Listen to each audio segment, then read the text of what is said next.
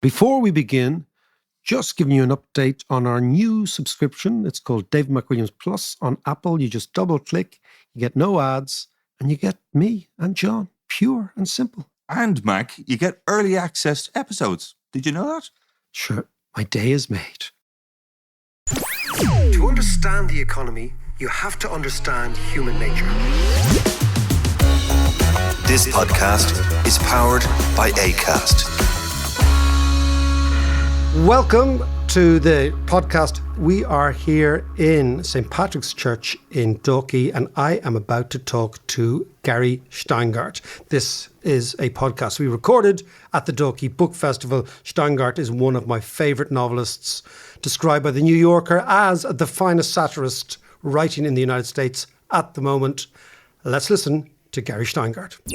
Ladies and gentlemen, Gary Shteyngard. Oh.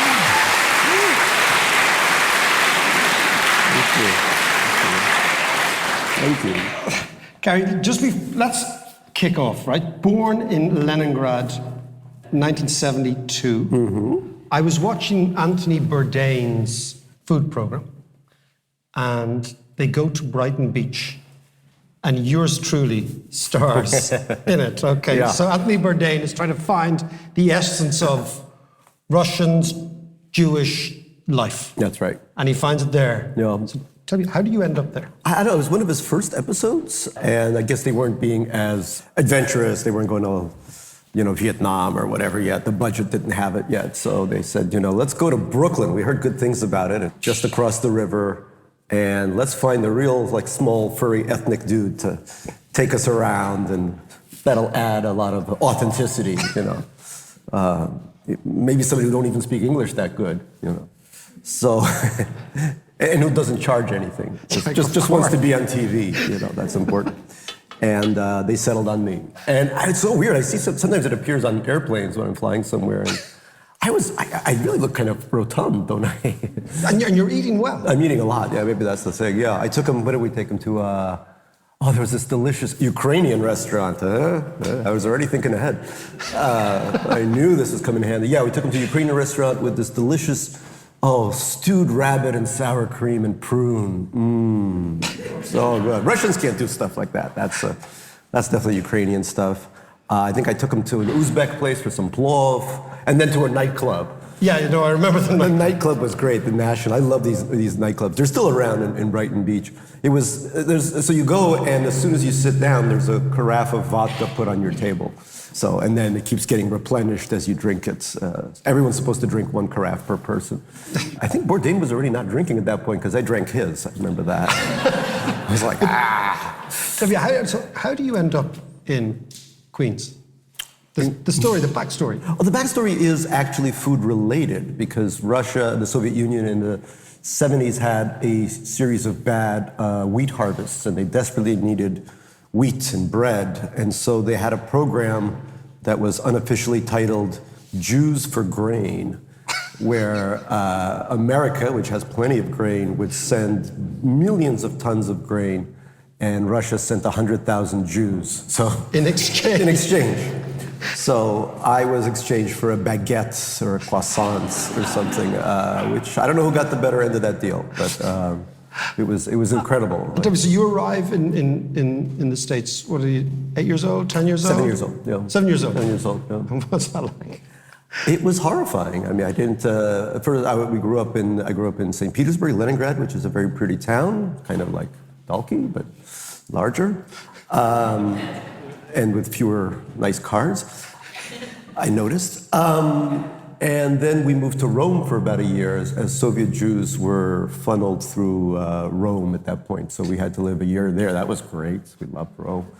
The food, the people, all of that was great. And then we ended up in Queens. And Queens is, I don't know if you've ever been to Queens. It's not great. There are problems. We thought this is what we emigrated to. And then I went to a Hebrew school, like a religious yeshiva school, sentenced to 8 years of religious school for a crime I did not commit. No offense to religion, Protestantism, whatever this is. Yeah, Good stuff. Yeah, but this was a very conservative school, and I was taught both Hebrew and English because I didn't know either one, and those were the two languages of instruction. And that's when I began, I couldn't speak without an accent, but I began to write my first American satire, and it was really a Jewish satire called the Genorah, which was the Torah, but with, I don't know, gnus in it. And I wrote it on an actual scroll, and it would make fun of all the rabbis and things like that, and in the school, and it made me my first American friends. So there was a kind of exchange of writing for being considered a part of the community. Before I was the stinky Russian bear, they would call us, the Russians. They were not happy with us because we had all these big fur hats, and my coat was made from some woodland animal, some elk or something. So writing was my entree into the world of not being beaten up all the time. That's what writing does. It worked for Joyce, right? Yeah. It did work for Joyce. He was beaten to a pulp before then. So you're there in Queens. What are these communities like? Because so much of your stuff, we're going to talk about the work, but so much of the work revolves around central characters who are displaced. Displaced, yeah. So, and I grew up, almost all of my best friends, and my wife too, are either immigrants or children of immigrants from, not just from Russia, but from all parts of the world. But what's interesting, I think, is many people think that, like they'll bundle all of South Asians together as one being, whether you're Pakistani or Sri Lankan or Indian, or the same for East Asian and et cetera. But also for those of us from the Slavic parts of the Soviet Union, we were all different too, as we now realize with this war. Obviously, Putin says that Ukraine is the same as Russia, but they are incredibly different. And Brighton Beach, which is what people associate with Russia, is originally, I would say, more of a Ukrainian, to be more specific, an Odessa neighborhood. And in fact, its moniker is Little Odessa. And Odessa is awesome. It's just a great city. Oh yeah, it's like, it's the most freewheeling, humorous city. It's almost the opposite of St. Petersburg, where I'm from, which is very snobby and stuck up and stuff like that. And so the Odessite in Russian, the Odessites, lived in Brighton Beach, and the Muscovites, Leningraders, and some people from Kiev also lived in the northern reaches of Queens. And even as a child, there was like, oh God, those people in Brighton Beach are terrible, Even though they spoke the same language, ate the same kielbasa, drank heavily, and still there was that, well, they're not like us, we're the cultured people. So I remember going to Brighton Beach was, even for me, kind of like a safari, going into a completely different place, just because their accent was slightly different. They didn't pronounce the G the same way we pronounce the G. They had more of a sound. And for that, they were, despised. They were vilified. Oh, those people. Oh, God, no, it's terrible. Don't marry a girl. Don't marry a girl. No. So even then, there was a lot of friction. But my parents wanted to be as far away from other Russians or Russian speakers as possible, so they moved into in fact, the house they own is the very last house in Queens. Beyond that is Tony, Long Island. We're the last New Yorkers there. Actually live, yeah. No. In fact, their backyard, I think, is sliced by the city border or something like that. So, but it was miserable because I hated the school. I didn't learn anything. Until I was 15, I thought, God created the earth in 7 days, and dinosaurs were supposed to be like Thursday from 8 to 9 p.m., that was the dinosaurs. And then I went, of all places, to a math and science high school where I had, after Hebrew school, no idea what the hell was going on, Algorithms, what, none of that. And it was a very tough school, and I wasn't very good at math or science, but I did discover Manhattan, which we were too scared to go there. On the news, it said it was very violent over there. And in fact, there's there's maybe 3 skyscrapers at the time in Queens. And growing up, I thought that was Manhattan, those 3 skyscrapers. So when I actually landed in the real place, I was shocked. And that's when I made my first really good American friends. And they were, just like the characters in Our Country Friends, they were all from all over the world. The school, I think, specialized Korea, India, Russia. Those were all heavily represented, China as well. So that was the first place I felt at ease. Nobody made fun of me. We all were weirdos and first-generation Americans, and we all spoke, the crazy patois. And, it was very heartwarming in a way after. Also, the school I went to in Queens was very wealthy, and everyone's dad washed dishes at the local restaurant or something. So when it came time to write my 6th novel, I had already done so many books about my parents, good Lord.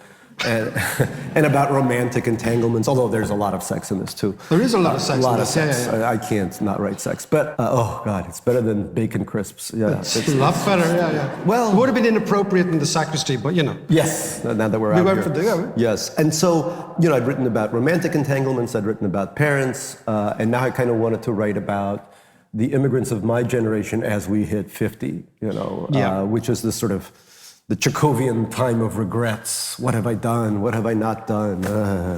But the characters, so it's like the Decameron, really. It's like in the pandemic, 7 or 8 people. It's 7 people, is it? 9.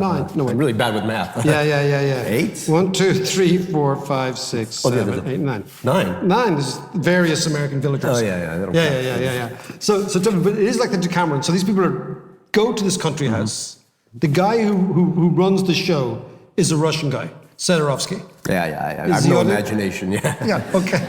So go set the scene for us. So Sasha Senderovsky, who was modeled in part on my friend Sasha Senderovich. In fact, I was going to call him Sasha Senderovich, and he called me up. He's like, "Look, I'm up for tenure this year. Can you not do this?" So I changed it to Senderovsky. And this guy's like a dead ringer for me. We do sometimes this kind of thing, and it's like, who's who? Who's on first? And so he has a house in the country, and I also have a house in the country, but I have one little guest house. He has 5 of them. And the reason I did that is because when I was a kid, growing up in Queens, all Russians have a dacha, which is a small country house like one has in Dalkey, Tiny little thing. 2, by the way. Two tiny little houses.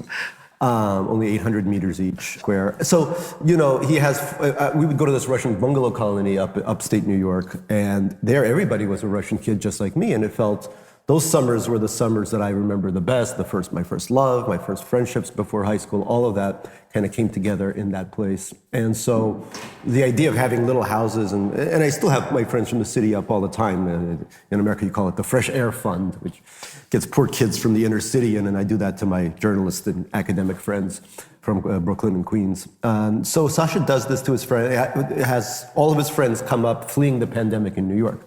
Because I was up there in March when things began to close down, as they probably did here as well in March. And at this point, I was writing a very satirical novel, heavily satirical, which this is not. And it was, I already written like 240 pages of it. It was a novel set slightly in the future in which NYU, do you know New York University? It's a big... Yeah. NYU takes over Manhattan and builds like walls around it and has its own security force, the violet helmets. This makes sense if you know New York more, but it was supposed to be a satire of academia. I teach at Columbia, which is the competitor to NYU. God, we hate each other so much. And I thought, well, worst comes to worst, I'll get a raise, for writing this horrifying spoof of NYU. But then when the pandemic started, I realized immediately that this was a catastrophe, in part because obviously it's a catastrophe on a medical level, but also we had a certain president back then. And despite, Dr. Bleach's effort to cure us of COVID, things didn't quite go as well. And that kind of double tragedy, the tragedy of a dictatorial political force and also things falling apart on a micro and macro level, reminded me a lot of the Soviet Union. And so I thought, which again had, complete incompetence. So I decided to switch gears and start writing this, and I abandoned my satirical academic novel. But is it still in... I don't know, maybe. I don't know. Once I abandon something, it's hard to go back because the energy, the spark is gone. And, I'm onto something else anyways. But I'm on Twitter now. That's what exactly. Follow me on Twitter. You'll never work again. Never. No. You'll never work again. That stuff. I have 500,000 followers. So they've got this. So Sasha's married to Masha? Masha, yeah. So it's Sasha, Masha, and Natasha. Natasha is their daughter. And one character says, geez, these Russians have no imagination. Sasha, Masha, Natasha. And Masha's a psychiatrist, which is very helpful in this book. Natasha goes by Nat, and she's sort of non-binary. She doesn't quite adhere to any gender at this point. She's only 7, 8 years old, I think, right? And then they invite their friends, and their friends are, one of their friends, Karen Cho, is a Korean-American. She developed an app that just sold for billions of dollars that makes people fall in love with each other. So you look at this thing and you fall in love. sort of like the Midsummer Night Dream kind of effect in this book, where two people fall in love, but because of an algorithm, not because of potion. And then you have Vinod Mehta, who's an Indian-American immigrant, and they all went to high school with Sasha. And he is he's one of the nicer people I've ever written. He's a kind of failed writer, now he's a short order cook for his uncle in Queens. And then you have D. Cameron, the Cameron, get it? Oh God. That's the level of humor we're at. D. Cameron, who's this fiery essay writer, and she's of the left, but she sometimes flirts with the far right to get more attention. That's happened to a bunch of friends of mine. Yeah, no, that happens all the time. They have the horseshoe effect when you go either too far left or right and you end up in the other place. Yeah, no, we have actually, there was a few of them here in Dalkey this afternoon. Oh, really? I'd love to meet them. They were the anti-vaxxer crowd. Oh, great. Some of whom I know from many years as being members of the Socialist Workers' Party. They've now gone the other way. I love it. Now they're, wow, okay. It's all good, it's all good. That's nice to know, that it happens on this side of the world. It happens on this side of the world, Great. And who else? Did I leave anyone? Oh, and then there's the actor. Yeah. Who is just called the actor almost throughout the whole book. And he is so hot that you should buy this book just for the actor. Just for descriptions of him in various stages of nudity. Incredible. And he's based, I've done a lot of work in LA or whatever you want to call it, Hollywood, and have met my share of actors. And I guess everyone just always tries to figure out who it is. And if you Google me and some actors, you'll get an idea of all the people I've mashed together to create this. Give us an inclination. I can't because of libel laws. I mean, we all saw what just happened to It's okay, nobody knows. what's her name? Amanda Heard, is it? No. Well, I did work with. He's not the main element for this, but I've done a lot of stuff with James Franco, who was a student of mine at Columbia. He studied writing. He studied 10 different disciplines at once: writing, reading, arithmetic, and pottery, I believe. But he's great, and so, but you know, it is interesting. I mean, in America, obviously, like here, we don't have a royalty, unlike the people across the thing. We don't have royalty, but we have celebrity, and that's kind of who steps in for the people that we endlessly admire for no good reason whatsoever. You know. And tell us, but the book is, I mean, yeah, it's these characters, but in the background, there's the local yokels, the hillbillies who are not that fond of the immigrants. So what you're writing about is contemporary America. Yeah, in a sense, because we do live where we live now. It's become incredibly popular. I mean, literally, I'm living on this dirt road with people who can't afford tires for their trucks, so they put their trucks on blocks, but their license plate next to their Trump sign says, taxes too high, you know, because they're paying a lot of taxes. But even amongst these dirt roads, they just built $3.5 million developments, down the street. So it makes no sense, but all these New Yorkers are fleeing now. The pandemic made them realize they can work off of out of Manhattan, and the land was cheap, but isn't anymore. But there's obviously all this friction. So like Senderovsky, well, a little bit unlike Senderovsky, what I do is a lot of lightning hits many people. Okay, that's fine. There you go. A lot of lightning hits. Lightning hits. That's good. So, thank you for the sound effect. Many trees are knocked down on my property all the time, and I give it to the people so that they don't kill me. So because many of them can't afford heating during the winter. So these are people in upstate New York are in such poverty that this is actually. People say, north of Westchester, you're in Alabama. No, it's incredible, and the same going west toward Pennsylvania. Yeah, there's a lot of poverty up there. Yeah, and ours isn't even the worst for it, but it's interesting because they are the wealthy second homeowners, and this is one of the themes of the book. The wealthy second homeowners are all, some Democrats and are very left. It's the poor people who are of the right. So.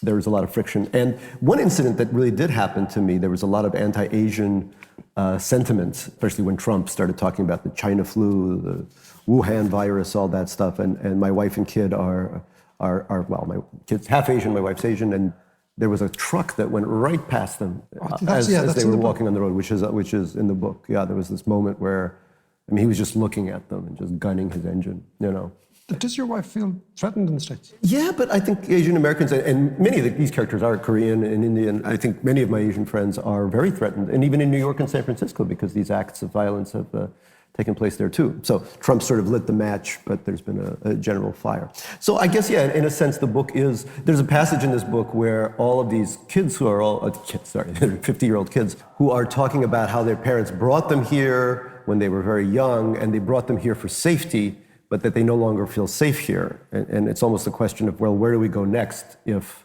the safety runs out? And this was during the time of Trump, written during the time of Trump, set during the time of Trump, where there wasn't any sense of safety in terms of policy of dealing with COVID, but there was also constant conflagrations of racial animus fed by the person in the White House. So all of that, I'm sorry, it is a funny book, I swear. No, it is. Are the Asians getting killed? That's what I'm reading? No, but there is. I think it's impossible not to talk about that. On that issue, I read an interview with you not that long ago. You just said you have to write funny. Speaking of funny, you said you can't write any other way. Yeah, I have. And you know, it's interesting. I teach a class at Columbia now called "So You Want to Write Funny?" ? And people love. I mean, it's like, you know, there's a waiting list for it because people feel that literature, and we teach literary fiction, the capital L and F up there. But people do feel like that those of us that are, in a sense, performative or want to entertain, God forbid, entertain the reader, that we're sort of being a little elbowed out of the church of literary fiction and being sent, you know. Because I think it's even harder to write funny stuff. It's really hard. I think, to me, funny is serious because you have to do both things. Because if a book is just funny, then you haven't accomplished anything. But you have to create this kind of, I always use a Cold War metaphor, the intercontinental ballistic missile. You know, the humor is the missile, but the payload, the nuclear payload, is the tragedy. So you're using humor to communicate a tragedy. At the end of this book, obviously, there's a tragedy. In the end of everything I write, there's a tragedy because, you know, I believe in tragedy. But comedy is the way for me to get that across. And you know, when I look at your stuff, years ago, the first book I picked up was Absurdistan. And Absurdistan is about this, again, Russian migrant living in some obscure republic south of Russia. Yeah. So Georgia, Azerbaijan, yeah. Yeah, you know, and he's a 400-pound son of Russian oligarchs. Yeah, back then I think my humor was a little broader, perhaps, because I think when you're in your 20s, you're just an angry young person. Not Sally Rooney, of course, she's wonderful, but the people like myself, very angry and fulminating, and so the satire needs to be bigger and sharper, and so that's, you know, that was, I think, the idea behind that. But I think becoming a father has softened me considerably, you know, because now I can't just hate people as much, because having a kid, I never thought I'd have one. Russians don't breed in captivity at all, but I did, and, you know, and having him has been very nice in the sense that it has really sharpened my empathy muscles, or not sharpened, I don't know, exercised. English, second language, for sure. How do you say it makes big man bigger? So it definitely did that. And I'll give you an example. There's another character here named Ed, and Ed is the son of Korean chaebol owners. Chaebols are like Samsung or LG, giant conglomerates.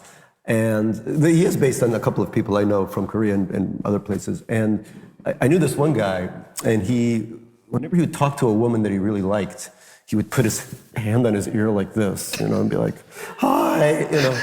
And we'd be like, "What are you calling Sputnik with that thing?" You know.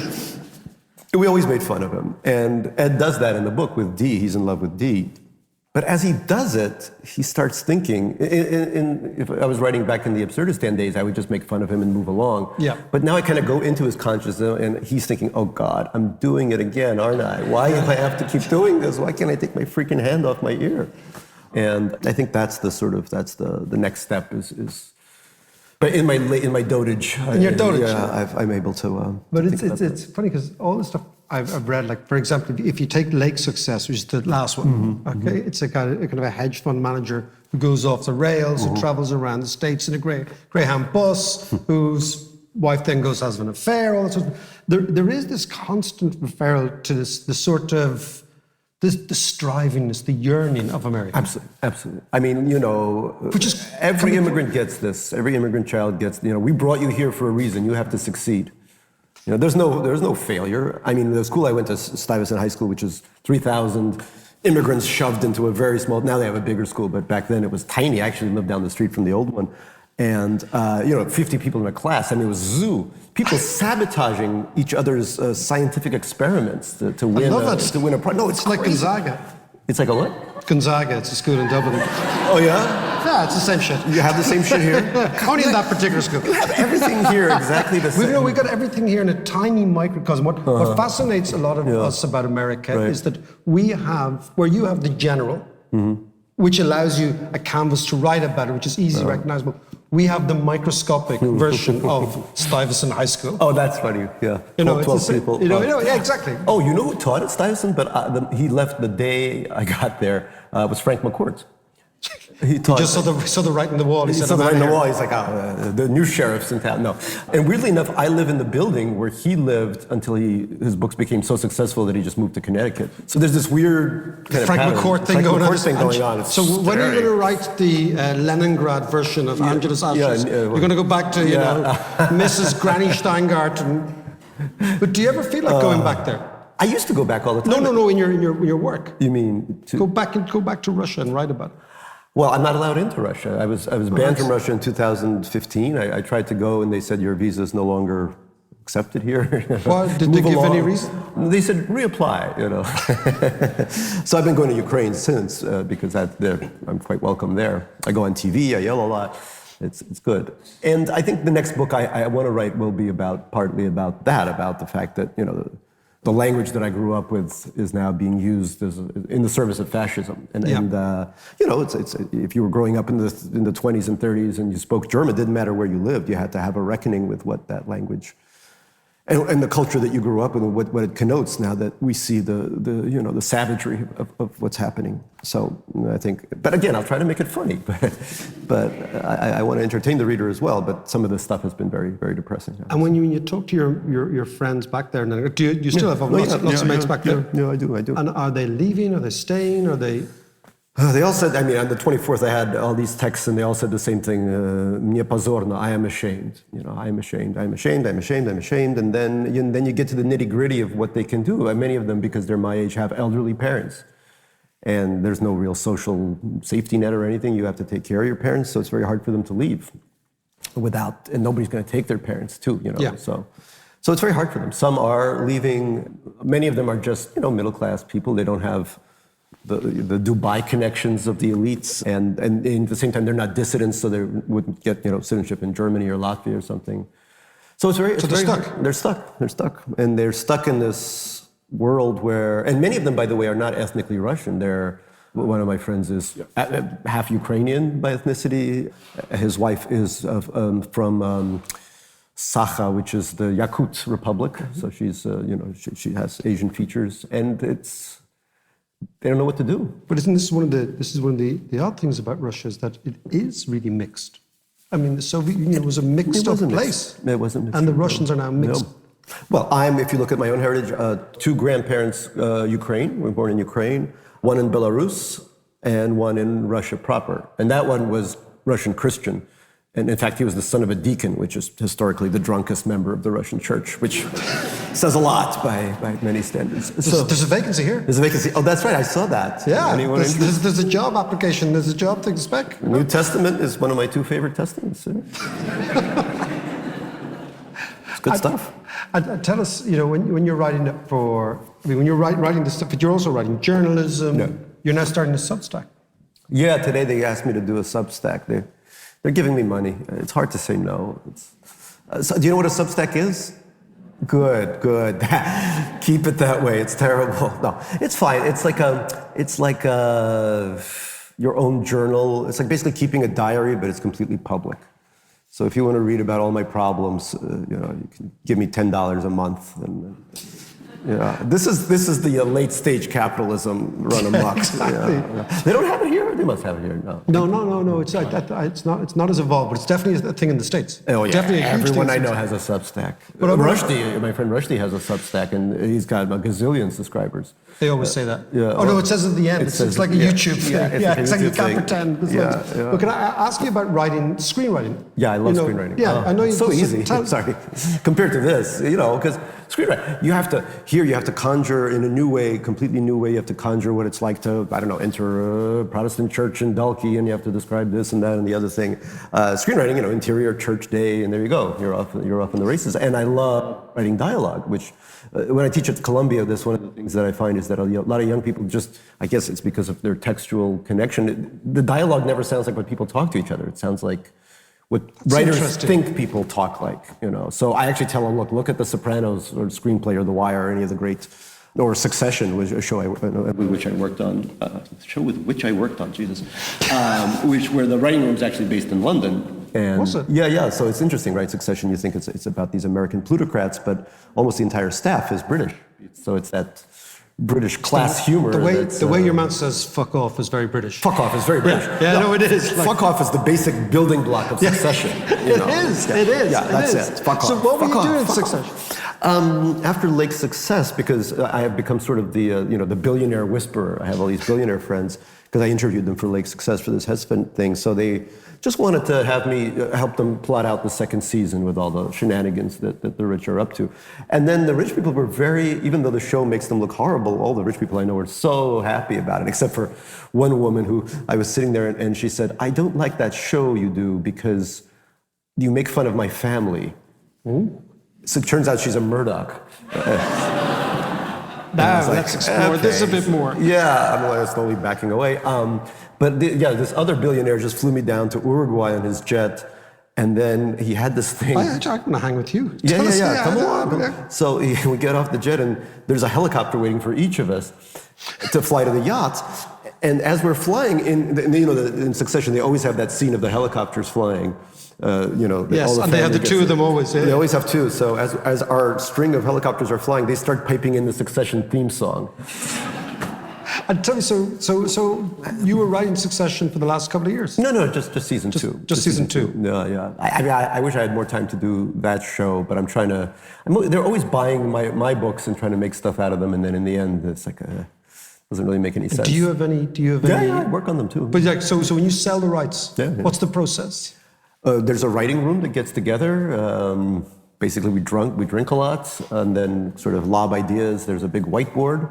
So, episode 3, the Shteyngard character, has an affair or something. And then all these ideas go around. Not the character, I'm good. But all that stuff happens. So it's interesting. It's like sort of dissecting your life into little slices. It's fun. And let me go back to this celebrity culture in the States, because it is sort of completely outsized here. And the actor in this book is a classic example of unbelievable vanity, all that stuff. When you're sitting down to write and you're writing about this type of person, what's going on in your head? Well, sometimes you leave a meeting with one of them and there's just so much great dialogue because a lot of people have no conception of who they are and how they sound. So they often, that I wrote that absurdist about this 300-pound Russian son of Russian oligarchs. That was based on this person. And and I saw him running after me on the streets of New York. Well, slowly moving after me on the streets of New York. And I was like, oh shit, he's gonna kill me, But he caught up with me many weeks later and he said, I loved Absurdistan. Who's that schmuck Misha? So I feel that people, and maybe, I don't know, maybe somebody will write about me one day and I won't recognize who I am either. So, yeah, it's definitely strange. But, the actor, right. So they would, we would get into these, he would say, I believe that I am Ulysses. And I'm like, what? He'd say, yes. And then he would quote something from, not James Joyce. But the original one, yeah? Yes, the good stuff, the original good stuff. And then he would say, what was the fight about? Oh, he would say, you don't understand subtext, Gary. And I'd say, but I teach a course on subtext at Columbia. And all that made it into the book, obviously, because it's just too precious, Gary, when you're looking for dialogue, when you're looking for characters, are you sitting down? Are you taking notes? Are you all ears? When you're sitting in a bar, because I've always intrigued, because the dialogue is extraordinary, and the characters, they're American characters, but anybody who lives in the West can figure these out. I mean, are you constantly all ears. Absolutely. It's like you're a doctor. You're always on call. You're always, I keep fanatical amounts of notes. Yeah, this is what I want to talk to you about. Absolutely, absolutely. And, I hate technology, but the iPhone is very good at this because you're sitting at a bar and some schmuck is saying something and, instead of writing it down, you're like, it looks like you're texting or something, but what you're really doing is you're just taking down the dialogue completely. It's beautiful. It's really great. No, I love, there's a very journalistic approach I think I take to writing fiction. So when I wrote Lake Success, guy travels across the country, across America on a Greyhound bus. Guess what I did? I traveled across America on a Greyhound bus. Almost killed me. There's a lot of decapitations that happen on Greyhounds. I don't know why, but we've had a couple in the last year or so. People just chopping each other's heads off with machetes. God, I love my country. It's just, the fun never stops. It's like, oh yeah, we're doing that now. All right. Wow, great. So, and when I researched Absurdistan, I hung out with gigantic Russian mafioso. Yeah. Exactly. So now I'm in the book I'm writing now, one of the characters is a 20-something journalist, just starting out, having a lot of problems with her career. So I'm hanging out with all these 20-something journalists who have a lot of problems with their careers and just taking notes, And I said, one of them is throwing a party, and I said, "Can I come?" She said, "Sure." So just going to be sitting there. So it is very much Tom Wolfe, I guess, used to do stuff like that. Yeah, So, but there is a sort of a Tom Wolfe, except but it's that idea of looking at American society and finding the little self-evident cracks that everybody identifies, and also the political background is always very important. I mean, Lake Success and this are Trump novels. No, they are. I mean, look, we're in a state of deep decline right now. And as someone who grew up in the Soviet Union, I know what deep decline on a superpower level looks like. And it's always intrigued me. How that country collapsed is fascinating. And I'm not saying America's collapsing yet, but it ain't going up, Yeah. And watching the January 6 hearings, it's unimaginable. I mean, I've written dystopian fiction. Super Sad True Love Story is my dystopian novel. And I mean, there's stuff like that there, but that was written, 12 years ago? It's a long time ago. It's a long time ago. And I was thinking, well, if this happens, it'll happen 50, 60 years from now. But here we are, And this is when there's from Super Sad, I remember there was the bipartisan party. The bipartisan party, which, given that the Democrats can't govern even when we own... But this is what, Yeah, exactly. Do you get a sense of that, like the American decline as almost a monthly expression of American culture? It's interesting because, we have obviously a Democratic president, but it almost doesn't make any difference. We're now a minority-led country. The majority has no say. A lot of it has to do with the way what Homer Simpson called the electrical college. The way the electrical college is set up obviously has a lot to do with that. The fact that rural people in rural states have more sway than those of us who live in partly in upstate and partly in Manhattan. And it's very sad because and one thing that my parents did right, they did so much wrong, but they got me out of Russia What did they do at just wrong? the right time. Yeah, well, we can have a separate symposium on that. But they got me out of Russia, at the right time. And that's something that I've pledged to do for my own son now that I have a kid. And so, What did you say? He's 8, so prime time to That's move what I'm saying. It's about the same time. You can It's the same time, exactly. Deposit him in Rome and see where he goes. Well, yeah, that would be funny. Yeah, he end up in Rome and then choose a country to go to. But can I go on? You were going to say what your parents was to get you out at that time. Yeah, they had the presence of mind, even though they had parents who were very sick. My mother did. They had the presence of mind to sacrifice culture, language, all that stuff to get me out. And I mean, if I moved somewhere, I could always write and do stuff, but they came without any of that stuff. They came with, the proverbial American $100 in their pocket or whatever it was, and some very weird Romanian furniture they dragged across the ocean. Absolutely shocking looking stuff. But that was it, So I would, and my wife and I talk about this all the time. Where do we go? Korean. Korean American, born in California. But we always talk about, what next if things continue to deteriorate. So Dalkey? We came here for the festival in 2019, my whole family, and they really liked it, and they like Dublin quite a bit. So, it's high on our list. I mean, it does get warmer than this, right? In the summer. because that's the only thing that I'm not 100% this is cool with. kind of as good as it gets, Oh, actually. boy. Okay. It's All not right. going to get much hotter. All right. Well, global warming can help us out here. Yeah. No, we've been urging it for years, this global warming shit. It just hasn't impacted it. And it's funny, when you run a festival, all you do the last week in Ireland. Like I was just thinking the other day, if you're running a festival in France, for example, it's middle of June, you don't know that Norwegian weather forecasting is better than German. Mm-hmm. But if you run a festival in Ireland, you know what's the most exacting weather forecast service in the whole of Europe, and it's Norwegian. Norwegian, just if you know. Okay, it's called YORNO. Why? Right? Oh, okay. YORNO. No, but the point is, because if you're doing a festival in a normal country, don't worry. Yeah. About the fact that you might get an Arctic chill in the middle of June. But that's what you do here. But no, but to come back to your idea, but I mean, on a more serious level, that you think the United States is sufficiently going the wrong direction for you to think, maybe. Yeah, because it has a lot of the elements that are necessary for democracy to collapse. You have a very large percentage of the population that does not believe in the truth. They have their own ecosystem that sprouts lies, the same kind of ecosystem that existed under the fascists in Nazi Germany. They're also armed to the teeth.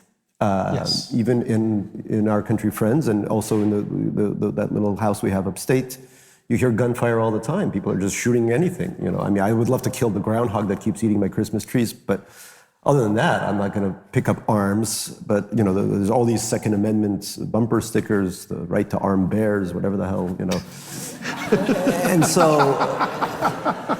and we saw this in January 6th. There's an element that has access to guns.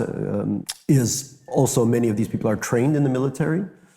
And this scenario was, if you look at The Handmaid's Tale by Margaret Atwood, that's definitely part of the scenario, is that there was an armed group that also is aligned with certain religious views, which are evangelical but are really white nationalist with a religious aspect to them. The religion is the fig leaf over this idea of white nationalism. So, great fun stuff. And just every time you turn on the news, almost Ukraine was horrible, but at least it united the country in a weird way for at least a little bit. Even upstate, people will have Ukrainian flags next to their, Trump or whatever flags, and that was a one good moment of unity.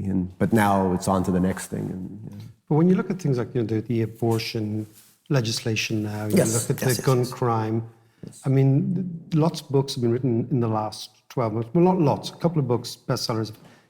The conditions for. I mean, it sounds bizarre, but like civil war within the United States. Sure, of course. Do you feel that? Of course. We feel that it was almost tested, wasn't it?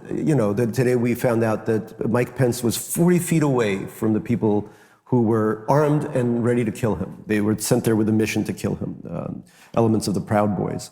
We had a president who was basically telling them to kill them in so many words. This is not a right condition for a democracy to continue unless these things are hugely addressed and people are put in prison and arrested. And that's not what's happening. If you have an 8-year-old child in an American school, you are thinking, and that child is going through drills about what will happen when the next person armed with the machine gun comes out, with an assault rifle comes out.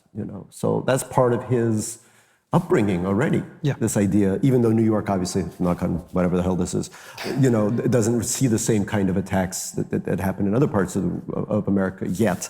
But still, there's this danger that your child will die of gunfire. So all that these are not great preconditions for democracy. And it's depressing because I do love America very much. And I think all my books have, I love America. I love upstate. I love how beautiful the country is. Ireland, of course, is a beautiful country, but there's something to be said for even getting on a Greyhound bus, as I did, which is not the best mode of transportation. But you wake up, you look out, all of a sudden you're in Arizona, and you might as well be on another planet. Things look like a different landscape, a different universe. All that is beautiful, and the fact that that all these people, and I know Ireland has 19% of the Irish are now foreign-born, which is great. Keep it up. Maybe take me with you. But the fact that we were kind of an original melting pot, despite all the grievous things that we've done to African and Native Americans, all of that is very important to me. That's why I've loved that country for so long. That's why I continue to write about that country and not about Russia. So it would be tragic. I do want my son to grow up, an American with Korean, Russian, Ukrainian, Belarusian heritage, but an American nonetheless. And just before we go, your many reviews say the finest political satirist writing, the finest satirist writing. What does a satirist, when faced with a country like that? That's the thing. Maybe that's why I went full on Chekhovian with this thing, right? Because the satire. How do you mean full on Chekhovian? Well, I mean, exactly. So all my favorite Chekhov plays and short stories, it's all the same thing. People get together in the country and they have regrets together, and then maybe they take a bath together or something. And there is a very sexy bath scene in there that I cannot recommend highly enough. You will never look at the shower head the same way again. But there is definitely that Chekhovian element. The countryside, everything is quiet. The book is much slower paced than my usual work. But yes, I am usually labeled a satirist, and I don't know, it's fine if they say something, if they put best. Best is always good. Best we like. Best we like. Yeah, as long it's not better than worse. Yeah, if the Irish Times is happy, Jewish eyes are smiling, No, but I mean, do you feel pressure to come up with, when the world is going so seriously wrong? Is the satirist's urge? What's the urge? How do you top, for example, the Trump years? How, as a satirist, do you? The man's telling us to inject bleach to cure ourselves from COVID. And to go into the sun. The sun will get the COVID out. That's the president of the United States is saying that. There's a brilliant movie called Idiocracy. I don't know if you've ever seen it. An amazing movie, when it came out 10, 15, 20 years ago, Mike Judge is the director. It seemed like a funny, far-fetched thing. No, now it's history. This is where we live in. I think on that note, we are almost out of time. Gary Shteyngard, ladies and gentlemen. Thank you.